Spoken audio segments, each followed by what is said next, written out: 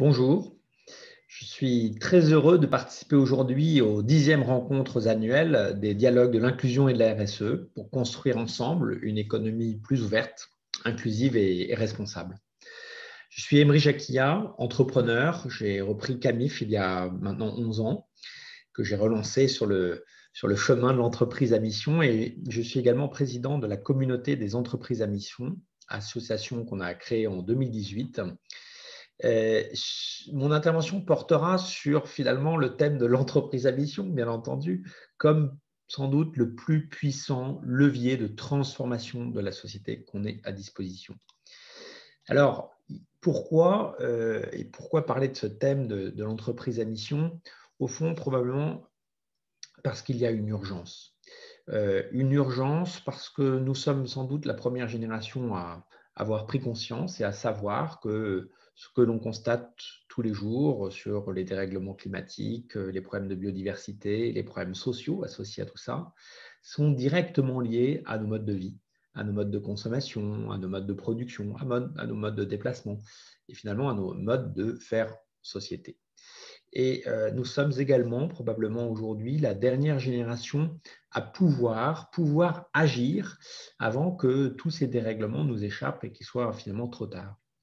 Une des études qui m'a beaucoup marqué, c'est celle de Carbone 4, qui montre que si tous les citoyens adoptent les meilleurs éco-gestes, on arrête de prendre l'avion, on arrête de prendre sa voiture pour les trajets de moins de 3 km, on arrête de manger de la viande, on n'aurait fait que 25% du chemin pour nous limiter dans la trajectoire des 2 degrés de l'accord de Paris. Ce qui veut dire que les 75 autres pourcents du chemin sont à faire par les entreprises. Alors ça donne une sacrée responsabilité aujourd'hui quand on est chef d'entreprise. Et probablement, on assiste aujourd'hui à une prise de conscience que l'entreprise est le plus puissant levier de transformation de la société qu'on ait à disposition, à partir du moment où l'entreprise est consciente de sa contribution et cherche à rendre son activité utile pour la société. Et cette exigence, aujourd'hui, on la retrouve de manière de plus en plus forte chez les citoyens, chez les consommateurs, chez nos propres collaborateurs qui demandent que l'entreprise s'engage.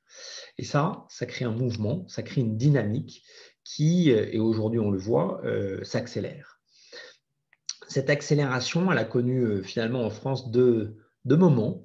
Je pense que la loi Pacte a vraiment contribué à accélérer parce que la loi Pacte, avec notamment la qualité de société à mission qui est définie dans la loi Pacte, offre véritablement un des meilleurs cadres possibles pour les dirigeants d'entreprise pour rendre leur entreprise véritablement contributive. Et on est en train d'assister à vraiment un passage de peut-être 10-15 ans où la RSE prenait toute sa place dans les entreprises à un modèle où on rentre là sur un modèle d'impact positif qui est au cœur du modèle de l'entreprise, qui est au cœur de sa mission. Alors, qu'est-ce que c'est une société à mission dans la loi Pacte? C'est une société qui définit une raison d'être qui est singulière à l'entreprise, qui est liée à son histoire, à pourquoi elle a été créée, mais également à sa vision, de quelle contribution elle peut avoir sur les enjeux du monde. C'est une société qui, en plus de définir cette raison d'être, va la traduire en objectif de mission, tout ça étant inscrit dans les statuts pour avoir le nécessaire alignement des actionnaires pour engager la transformation profonde du modèle de l'entreprise. Et puis, c'est également une entreprise en termes de gouvernance qui fait évoluer sa gouvernance avec ce comité de mission qui a pour objectif chaque année de faire des recommandations sur comment l'entreprise pourrait contribuer davantage et qui, on le voit dans la communauté des entreprises à mission, est également une belle opportunité que saisissent les entreprises pour engager leurs parties prenantes, leurs salariés, leurs fournisseurs, leurs clients à la gouvernance de l'entreprise. Et enfin, tout ce schéma de société à mission, c'est finalement une dynamique qui s'engage, notamment sous l'impulsion des audits avec les OTI, les organismes tiers indépendants, qui vont venir tous les 2 ans auditer la performance sociale, environnementale et économique, bien sûr, de l'entreprise et la dynamique de la société à mission. Et donc, on s'inscrit là dans une démarche d'amélioration continue. Donc, c'est un excellent cadre Et c'est une innovation majeure de la France sur le droit. Il n'y a aucun pays au monde où il y a un tel cadre qui offre à la fois de la liberté et pour les entreprises, pour auto-définir finalement ce à quoi elles veulent contribuer, leur raison d'être, leur mission, leurs objectifs de mission, mais également cette liberté avec l'exigence de pouvoir contribuer positivement avec notamment l'audit de l'OTI et la gouvernance qui est associée à la mission. Le deuxième effet accélérateur qu'on vit encore aujourd'hui, c'est la crise de la Covid.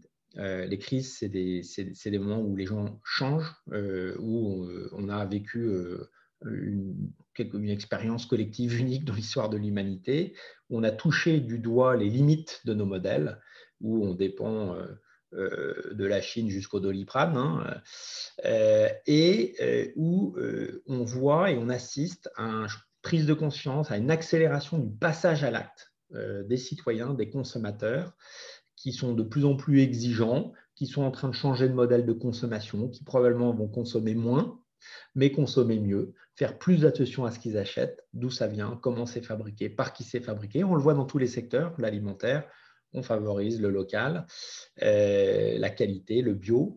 Et dans tous les secteurs, il y a une vague de changements accélérés par la crise de la Covid. Et on ressent très fortement qu'il y a donc une nouvelle économie, plus locale, plus circulaire, plus inclusive, qu'il faut mettre en œuvre. Et c'est vraiment là tout l'enjeu des entreprises. Et on constate aussi, et c'est peut-être une note très optimiste dans cette crise qui est malgré tout difficile, c'est que les entreprises les plus engagées sont ou ont été également les plus résilientes. Une étude de Bank of America Merrill Lynch constate que les entreprises les plus sociales, les plus engagées sur la thématique ESG et les mieux notées, surperforment de 5 à 10 points en bourse les autres entreprises. Et ça, c'est une excellente nouvelle. En France, il y a une dynamique qui a été donc lancée à partir des premiers décrets de la loi PAC qui sont sortis en janvier 2020, qui est engagée. À la fin d'année 2020, il y avait déjà 88 sociétés qui avaient obtenu la qualité de société à mission. Et 4 mois plus tard, en avril 2021, nous avons aujourd'hui 166 sociétés à mission, selon l'Observatoire des sociétés à mission qui a été lancé par la communauté des entreprises à mission. Et ce qui est assez positif, c'est de voir que ce mouvement irréversible qui touche toutes les entreprises, il s'applique à tous, quelle que soit la taille, qu'on soit une start-up, qu'on soit des start-up aux grands groupes. On constate aussi dans l'Observatoire que 2/3 des sociétés à mission sont des PME, donc c'est accessible. C'est un modèle qui est très vertueux, qui touche tous les secteurs et tous les statuts d'entreprise également, parce que c'est une qualité la société à mission, c'est une qualité. Donc, on a à la fois des entreprises de l'ESS qui ont parfois des agréments ESUS, des SARL, des SA, des SA familiales, des SA cotées. Et voilà, et ça, c'est vraiment une très bonne nouvelle parce que tout le monde se saisit, on le voit, et beaucoup de dirigeants aujourd'hui sont en chemin vers le cadre de la société à mission. Tout le monde peut se saisir de ce cadre qui est extrêmement bénéfique pour rendre son entreprise plus contributive aux enjeux de la société. L'enjeu aujourd'hui, notamment de la communauté des entreprises à mission, c'est d'accompagner cette dynamique et de faire en sorte qu'elle se diffuse dans les territoires, dans les écoles, qu'on apprenne aujourd'hui ce qu'est l'entreprise de demain à nos étudiants et qu'elle se diffuse probablement également au-delà de nos frontières en Europe pour bâtir un cadre d'un capitalisme plus responsable à l'européenne, basé sur nos valeurs, basé sur notre histoire, l'importance du sens, l'importance de la contribution positive et notre attention plus particulière probablement que les autres aux enjeux sociaux et environnementaux. Il y a là, me semble-t-il, une opportunité majeure pour que le modèle de la société à mission qui a été inventé en France puisse se diffuser partout dans tous les pays européens. Pourquoi la société à mission, c'est un si bon modèle au fond? Et qu'est-ce que ça change? La société à mission, son premier effet bénéfique, c'est que c'est un véritable levier d'engagement. Pourquoi? Parce que ça invite à reclarifier le sens et ça redonne du sens à l'entreprise. Pour moi, RSE, c'est ce que ça veut dire aujourd'hui, redonner du sens à l'entreprise.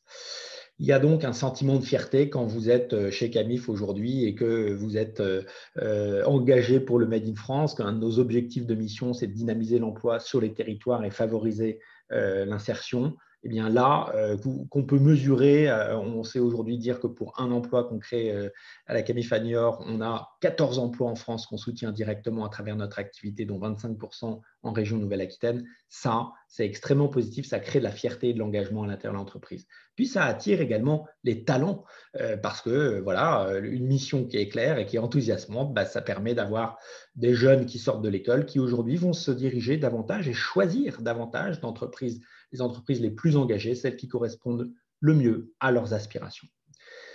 En deuxième point, c'est probablement également la société à mission est un levier d'innovation. On est invité, une fois qu'on a posé cette mission, nos objectifs de mission, à réinventer nos pratiques, nos façons de faire, notre offre, le cœur de notre modèle, notre business model.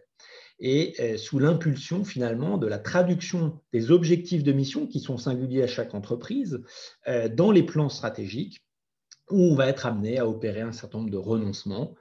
Chez Camif, le premier renoncement auquel on a opéré, c'est en 2017 quand on a décidé de renoncer au Black Friday en boycottant le Black Friday. On a fermé le site camif.fr pour le meilleur jour du e-commerce de l'année. C'était un renoncement très fort lié à notre engagement numéro 1, qui est d'informer et de sensibiliser autour de la consommation responsable. Alors oui, parfois on peut se dire qu'il y a des injonctions contradictoires entre le court terme et le long terme, mais c'est tout l'intérêt aussi de la mission, c'est que ça redonne du temps long à l'entreprise. Et là, oui, certes, la première année, on a souffert en termes de chiffre d'affaires parce que c'était une grosse journée de chiffre d'affaires qu'on a perdue, mais l'année dernière, si on fait 44% de croissance chez Camif, c'est directement lié à la cohérence du projet Camif aux yeux des consommateurs qui souhaitent privilégier un acteur qui est engagé pour la consommation responsable et qui, la marque Camif, pour le coup, leur parle parce que c'est un engagement de longue date et tout ce qu'on fait est très, très cohérent. Donc, levier d'innovation aussi parce que ça nous engage à réinventer nos produits. Un de nos objectifs de mission, c'est de faire de l'économie circulaire notre standard. Eh bien, pour ça, on est en train de changer de métier. On passe d'un métier de distributeur où on faisait un travail de sélection d'une offre produit de qualité avec des critères géographiques, sociaux, environnementaux, à un métier d'éditeur où pour accélérer cette transformation de notre modèle, on va prendre en main la conception des produits en mettant autour de la table des designers, des experts d'économie circulaire, des fabricants français. Et ça crée des produits qui sont originaux, qui sont innovants sur le caractère éco-conception, économie circulaire, qui nous différencie également des grandes plateformes américaines ou chinoises du e-commerce. On est quand même dans un métier qui est extrêmement concurrentiel et qui crée une triple valeur. Une valeur économique pour l'entreprise, on protège nos marges, on protège celle également de nos producteurs, mais également une valeur sociale et environnementale. Alors, ce triple bénéfice de la société à mission, levier d'engagement, levier d'innovation, ça se traduit en un levier de performance parce qu'on est davantage différent, l'entreprise et la marque paraît beaucoup plus clairement positionnée sur ses atouts et elle correspond aux aspirations des citoyens, des consommateurs, des collaborateurs. Et cet levier de performance, il vient avec le temps long. Enfin, si je devais donner un conseil sur finalement pourquoi s'engager et comment s'engager dans la société à mission, je dirais que c'est un chemin qui est assez long, donc il faut prendre son temps. Il y a urgence à se mettre en chemin, mais il faut prendre le temps de bien poser sa raison d'être, ses objectifs de mission. Et pour ça, la meilleure façon de faire, c'est aussi de pouvoir partager son expérience avec le retour d'expérience de personnes qui sont déjà passées par là, de dirigeants. Et c'est ce qu'offre notamment la communauté des entreprises à mission que l'on a créé en 2018 pour ça, pour offrir un cadre de partage entre pairs, pour pouvoir partager sa démarche, continuer d'enrichir également ce modèle qui est récent, qui est tout récent, enrichir des pratiques, enrichir par l'expérience qu'on partage dans des groupes de travail. Et puis également, au sein de la communauté, notre enjeu, c'est de faire connaître ce modèle. C'est aussi pour ça que je témoigne aujourd'hui. Donc, la société à mission, au fond, je dirais en conclusion que c'est faire le pari de l'amour, c'est faire le pari qu'on peut réconcilier l'économie et la planète, réconcilier l'économie et les enjeux sociaux et construire un monde pour demain qui soit tout simplement soutenable et vivable. Voilà. Merci à vous et très bonne très bonne fin de journée sur les dialogues à Bercy autour de ces rencontres annuelles que je trouve formidables, les dialogues sur l'inclusion et la RSE.